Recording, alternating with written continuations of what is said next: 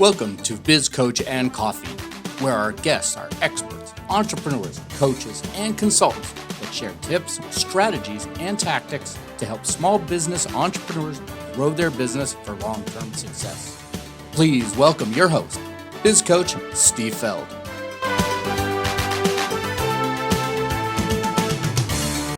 Hello, I'm Biz Coach Steve Feld, and my goal is to stop business owners from suffering entrepreneurial depression and start making running their businesses much easier.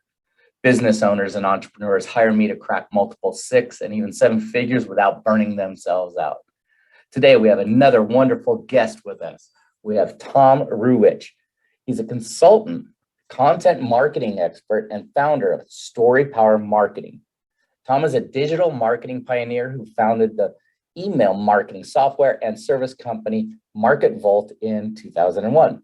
And that's before, well, as you know, most business people have even heard of email marketing. So today, coaches, consultants, and other experts hire Tom to power up their stories because most dish out the same old boring content that turns off prospects. And then they feel frustrated and stuck. So Tom helps them transform content from boring to brilliant, turn marketing from frustrating to fun, and convert results from pitiful to profitable. Welcome, Tom. Hey, Steve. Thanks for having me. Very happy to be here. Great to have you. So, tell us, you started in 2001. What prompted you to start before everyone even knew what email marketing was? Well, that's an interesting story. I'll try to keep it brief. I was for 10 years in the newspaper industry. In the 90s, I was in the newspaper industry, and that was kind of a dying industry even then. And it's really suffered since then. But what I was on the internet side in the late 90s, and what I saw happening is that the internet newspapers that were popping up, including the one in St. Louis that I worked for, the St. Louis Post-Dispatch, they were trying to replicate the same old advertising model of display ads. Let's get eyeballs on advertisements and count the number of eyeballs that we can claim we're showing the ad to, set prices for advertisements based on eyeballs on ads, and make our money that way.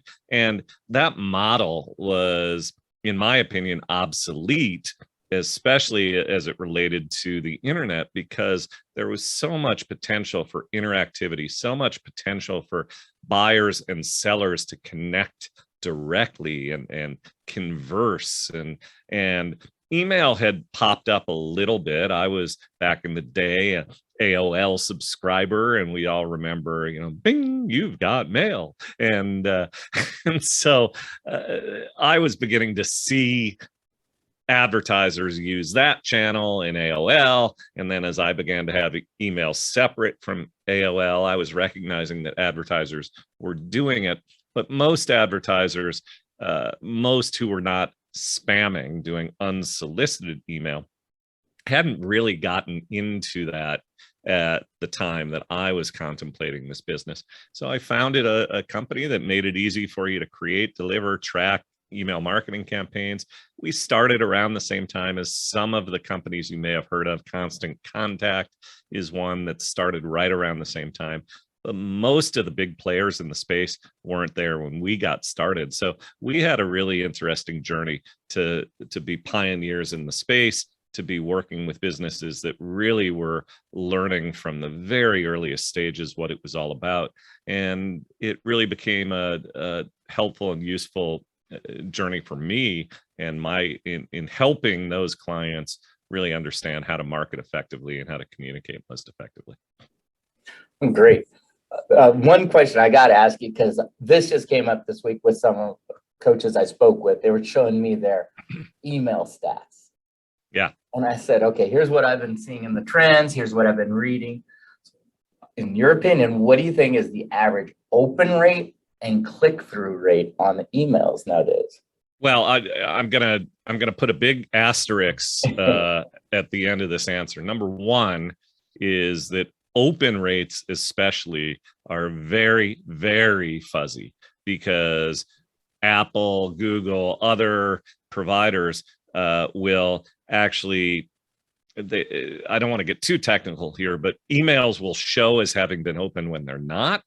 emails that have been opened and read can show as not having been opened and read. So those statistics are super, super fuzzy. And that said, another asterisk that I would put on there is that there's a lot of competing and conflicting data on this subject. But my guess is that what you may have seen suggests that open rates are well below 15%, somewhere in that range, and that doesn't surprise me. And the question becomes, what data sets are being examined? So if you're building a crappy list and you're not properly engaging, you're not providing value to it, and you're sending out a whole bunch of garbage, well, your open rates are going to be really, really low, and your click-through rates are going to be really, really low, and that might factor into industry averages. If you build a list of people who want to hear from you, and then you provide value, informational content is not enough. Value that's entertaining, engaging, has personality, is just so much more than the average blah, blah, blah stuff. Well, you're going to have open rates that are above industry standards, and it might only be in the 20% range. It might be in the 30% range. And the thing about that is that over time, if 20 or 30 or 40% of the people on your list are engaging with your email, that's actually not bad. And you can make a lot of sales by working an email list at those rates. So the stats kind of lie. The stats don't matter a whole lot. What really matters is the bottom line. And Ben Settle is an email marketer whom I admire greatly. And Ben Settle says he doesn't even look at open rates, doesn't care. So I don't say that to dismiss the question. Right. I say that to emphasize the idea that don't get too hung up on the vanity metrics of open rates and so forth, because email is proven to work. I don't run an email marketing company any longer, by the way, so I don't have any skin in the game. But I use email marketing to grow my own business. I use social media as well to grow my own business, and both can still work. But the key is to dish out content that is captivating, not the same old boring blah, blah, blah stuff. I couldn't agree more. I mean, a business owner, he opened up his stats for his email marketing, and he was, look, 50% open rate. And I'm like, really? And he goes, and then I looked at the next thing, click-through 0.3. Yeah, exactly. And I'm like, so people are opening but not engaged. And I go, let's really find out if they're opening it. So I said, let's look at your list. And we start digging in it. And I go, so this person opened it up 11 times. They go, that person's on my staff. Right. Exactly. And I go, are you on your own email list? And they're like, yeah. And I looked. I goes, you opened it up once. He goes, I haven't seen it. Okay, there's my point. And the point you just made, that's why I wanted to ask you before I said that. No, I'm glad you asked the question, and the stats that you shared, high open rate, low click-through rate, that's common. That's very common. And some of the emails that I've sent that have led to the most sales or the most webinar attendance or whatever the goal might be, those emails sometimes have lower open rates. Mm-hmm. And some of the emails with the highest open rates don't convert as well. Ben Settle would say the same thing. Other top marketers who make the same argument, Daniel Throssell, would say the same thing. So, it's useful to pay attention to the data, and it can be entertaining, and you get a good old dopamine drip when you see open, and you see all the people who are supposedly opening. But the bottom line is it doesn't always matter as much as you think. So exactly, it's the end result. It's like, did they buy? Yeah That's your true metric. That's right. I always bring it back to like Shark Tank and Mark Cuban, cost of client acquisition. It's like, how much did you pay and how much did they buy? Everything else in between is irrelevant, because it could be false stats. Yeah. And you can't deposit opens in the bank. You can't deposit social likes in the bank. And people get pretty hung up on that, on social especially. I hear from a lot of people who will tell me, oh, I'm killing it on social media, and they'll point to all their followers, they'll point to all their likes and so forth. And then you ask the question, well, how much business have you actually generated from that? And they can't tell you. I mean, they don't even have a way to measure it. And yet they say they're killing it. Maybe, probably not. So yeah, it's I'm glad you took us down this path. Yeah, it's the same thing with your website, because I talk to business owners. How many people are actually looking at your website, and how many sales are you getting through your website? And they don't know either stat. And I'm like, wow, I just saw my metric comes out first of every single month. I go in and look at my metrics. Yeah. And it tells me who get clicked through to get appointments, and I can back that up with my calendar. Yeah. And I have watched a lot of search marketing consultants rake in a lot of dough, promising that they're going to get you ranked or they're going to increase traffic. And all of that's good and well. That those things lead to something. But I know search consultants who, sure, they'll get you to the first page of Google, or they'll get traffic to your website, but then they do nothing to help you develop a converting landing page, to help you turn traffic into sales. And so all that traffic is for nothing, and you waste a whole lot of money unless you look at the whole big picture and put it all together and really focus on, well, how is this getting me to the bottom line? Absolutely. We're going to take a quick break and listen to a word from our sponsor. We'll be right back with Tom. This episode is sponsored by Spotlight Books. Get your expert book completed in 30 days. If you don't have an expert lead magnet book about you and how you serve your market, then visit www.spotlight-books.com. Link is also in the show notes. Put a spotlight on your expertise. And we're back with Tom. We're talking about email marketing, how it can affect your business, but there's more to it than just sending out an email. There's a lot more to just looking at stats that may or may not be true.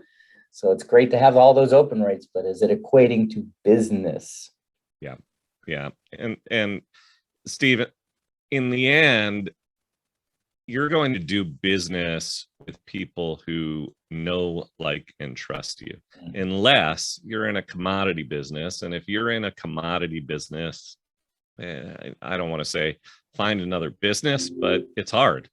And so I work with a lot of consultants and coaches and other experts, professional service providers, lawyers, accountants, tax resolution people, that sort of thing.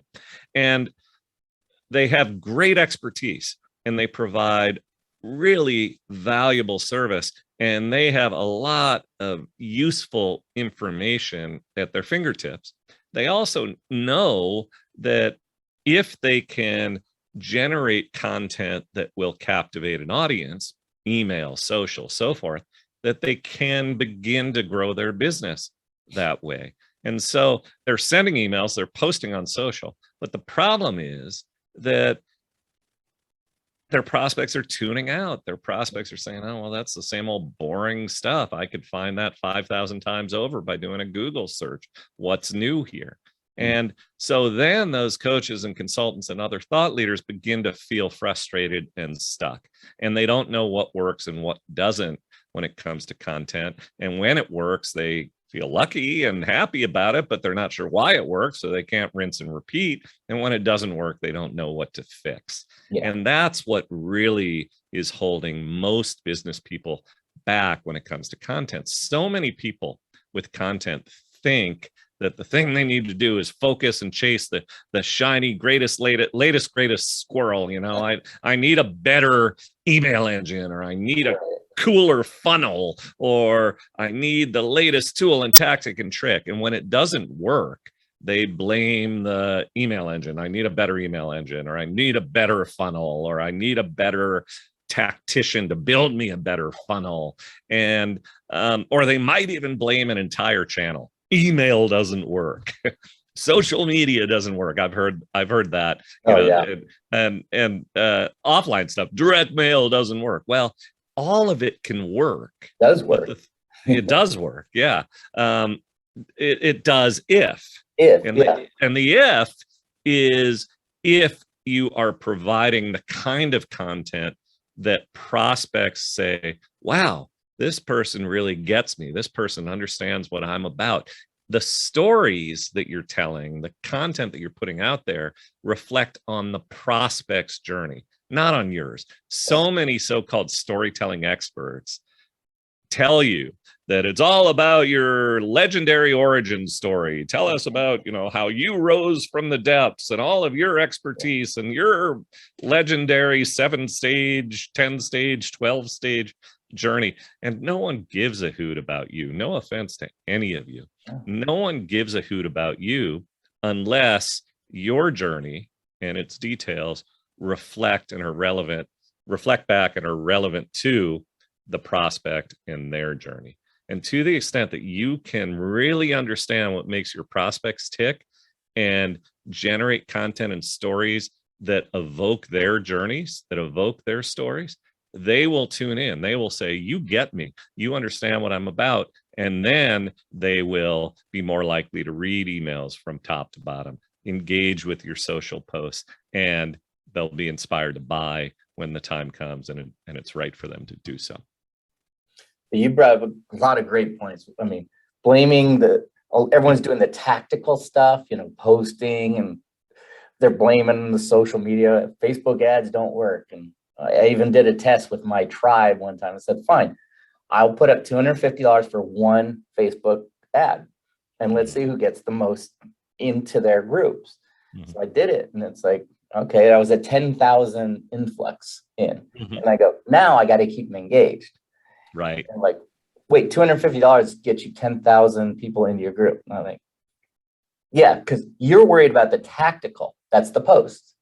Yeah. I was more worried about the strategy, what the post said. Yep. That's a huge point. Difference.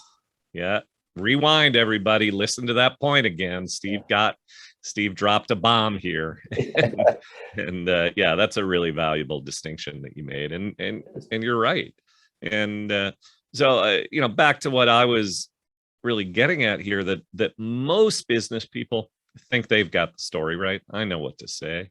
And then when it's not going right, they just plug it into a different tactic, a different tool, and it doesn't work again. And then they go on to a different tool and a different tactic and try it again. And if you instead focus on how to power up your story and how to really make your content more captivating, you will begin to find that the various tools and tactics are tried and true and proven, and they do work. Depending on, you have to just put better content into them. And the other thing I wanted to emphasize, Steve, is that it doesn't have to be so crazy complex. I talked about the so-called storytelling experts who are out there, and not only do they make the mistake of saying that it's about you, your origin story and so forth, a lot of them make it really complex. They kind of liken storytelling. They liken storytelling to writing a screenplay. They compare a business story to Star Wars, and you're Yoda and your clients are Luke Skywalker, and you have the conflict and the resolution and the villain and the backstory and the blah blah blah and the this and that. And I had a client come to me once who said, the thing I like about you, Tom, is that you make it simple. I don't want to have to memorize 10 stages of this or master some 15 element pyramid or whatever. And that really is right, that what storytelling is all about, what content that will captivate is all about, is starting by understanding where prospects are. What are they frustrated with? What's holding them back? What's keeping them up at night? What are they mad about? What What is their problem? Okay. Then, and that's about empathy, empathize. Yeah. Then envision where they want to go. Remind them where they want to go. What's their dream? What do they wish for? What do they aspire to? What is the journey they want to take? So you've got before, you've got after, pardon me. And then you have a bridge that connects the two, that makes the journey possible. And your products and service, that's the bridge. So empathize and remind them where they are, envision, show them where they can be, and enable by guiding them across the bridge from that before to after. And that, if you can evoke that journey in your content in a creative and interesting way, then you are really going to captivate prospects and inspire them to buy. Do we have time, Steve, for a quick story to demonstrate the distinction between blah, blah, blah content and story-powered content? I think so. Okay, great. So one of my clients is an executive coach.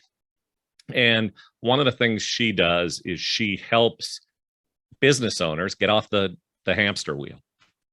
And, very common and just very common state for business owners, have so much on their plate, doing too much, feeling stressed, feeling overworked, so forth. And one of the ways she does that is she teaches business owners how to do a better job of delegating, how to flatten out the organization, how to take stuff off their plate, how to not just dump stuff by neglect, but truly systematically delegate. Very important. And she has a post on her website that she put up there before we began to work with them. And the post begins something like, delegating is one of the most important skills that a business owner can master. It's sometimes more difficult to delegate without knowing the various steps to delegate, blah, blah, blah, blah, blah, blah, blah. Information, accurate, helpful, but the same old blah, blah, blah, blah, blah, blah, blah, blah stuff that you're going to find 5,000 times over. That expert, that consultant, doesn't necessarily have any delegation trick that's any different than the 5 million other coaches out there who are preaching delegation and working with business owners. And so how do you break through the noise? How do you get that business owner to recognize that, well, hold on, this person gets me, this person understands me? Well, we had a conversation, the consultant and I, the coach, and we discovered a story, a true story of one of her clients who owned a business and for 20 years, never went on a vacation other than a long weekend, because he believed that if he left, everything would go to hell. Yeah. When he returned, it would be a pain. And when he left, even for just a Monday or just a Friday in advance of a weekend, he'd get phone calls from his people. Hey, boss, what do I do? The printer is jammed. Help. And it was that kind of organization. Yeah. And she helped that guy flatten the organization, delegate, and then convinced him, you're ready, you can walk away. And so what ended up going out was an email with the subject line, how a stressed out owner let go and got away. And the photo that was at the top of the email, and it was a blog post as well, was a guy on a beach hammock with a sunset in the background. That alone, how a stressed out owner let go and got away, is a story of a journey. Yeah. Stressed out, stuck, frustrated, so forth, to let go, relieved, relaxing, soaking in the sunset on the beach. Okay. Her prospects are those very people who want to take that journey. So just one subject line alone has drawn them in, has told a story. It's not a novel. It's not a 12-stage thing. You don't have to have mastered archetypes and all this kind of garbage. Right. Simple, simple, simple. And then the thing went on to describe the story that I already have shared with you.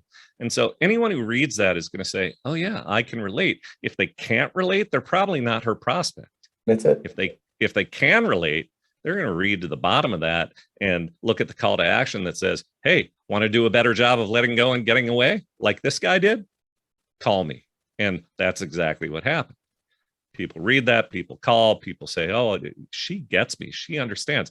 Is the information and the process that she brings forward all that different than the next coach? Not so much. Right. Where she stood out is she described what she does by way of a story that was captivating, compelling, empathizing, enabling. And so that is the difference between blah, blah, blah content and story powered content. And the real key is to discover those stories, discover what makes your prospects tick. And I have a process and a system for helping clients do that in a way that's better than most people do it. Oh, great. I know we could be talking about this all day, but we're going to have to wrap up. But I know I'm a giver. I know you're a giver. Is there something you can provide our audience to help them in their business? Yeah. So I have a special, it's short. It's a 7-minute video called The 3 Most Important Storytelling Keys to Captivate Prospects and Inspire Them to Buy. It's an on-demand video, and you can go to storypowermarketing.com, all one word, storypowermarketing.com/Steve. storypowermarketing.com/Steve to get access to that video. And on the website, storypowermarketing.com, you also can sign up for my email list, other resources that are available on the site. Find me on social media. I'm very responsive and accessible if you reach out. And I'd be happy to hear from anyone. And let me know if you reach out that you heard me here on Steve's podcast. Excellent. We will definitely have that link in the show notes and in all the descriptions. So please take advantage of Tom's offer. Tom, I just want to say thanks for being our guest here. You gave us some phenomenal information, and I hope everyone takes that and implements it in their business. Steve, thanks. I had a blast. I really appreciate you and what you do. And I'm grateful to have spent time with you here. Great. Well, thank you. Well, to everyone out there, I am Biz Coach Steve Feld, and we wish you and your business much success. We hope you enjoyed today's topic. If you'd like to discuss how you can apply these strategies in your business, let us know. This episode is sponsored by Spotlight Books. Get your own expert book written about you in 30 days. Set yourself apart from the competition. Make sure you like and subscribe to this channel. Also, feel free to give us your comments. We look forward to hearing from you on Biz Coach and Coffee.